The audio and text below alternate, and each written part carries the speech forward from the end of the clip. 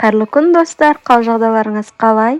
Бүгін біз сіздермен өте дәмді болып шығатын, осылай көтеріліп пісетін воздушный шоколадты пирогты бірге жасап көретін боламыз. Бізге қажет болатын заттар: мұнда жұмыртқаны мен 3 штук пайдаландым, себебі менде S0 категориядағы жұмыртқа, үлкен жұмыртқа болғандықтан 3 жұмыртқа қолдандым. Қант қолдандым, сұйық май, тұз, қайнаған ыстық су, ұн, какао, разрыхитель. Ең алдымен ыдысымызға жұмыртқамызды салып аламыз. Үстінен тұзымызды саламыз. Және де миксердің көмегімен көпіртіп араластыратын боламыз.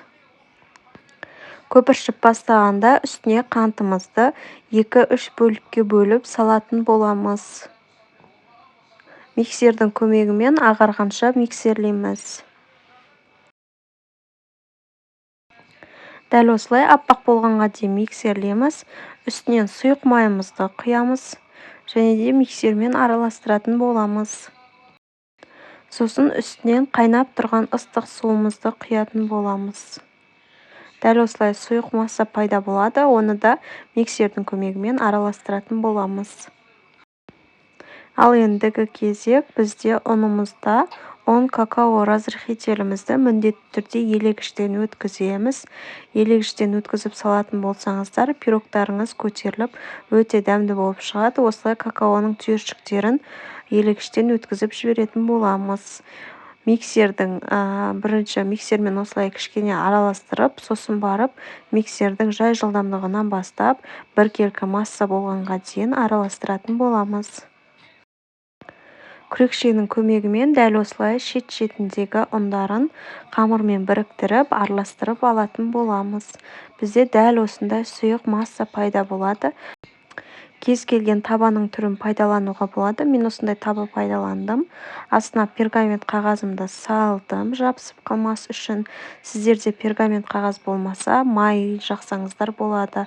Дәл осылай 180 градуста 35-45 минут аралығында пісіріп аласыздар. Міне достар, менің пирогым дайын болды. Пирогтың піспегенін сіздер ағаш таяқшаны тығып көру арқылы білсеңіздер болады. Ағаш таяқша құрғақ болып шығатын болса, біздің пирогтарымыз дайын, толық пісті деген сөз. Ал егерде қамыр болып, сулы болып шығатын болса, онда пирогтарыңызды тағы да кішкене пісірсеңіздер болады. Дәл осылай біздің пирогтарымыз өте әдемі болып пісіп шықты. Қараңыздар, өте үлпілдек болып, ортасы толық піскен. Дәл осындай шоколадты пирогымыз дайын болды. Достар, менің каналыма тіркелмеген болсаңыздар тіркеліп, дәл осы видео сіздерге пайдалы болып жатса, видеоға лайк қойып кетіңіздер.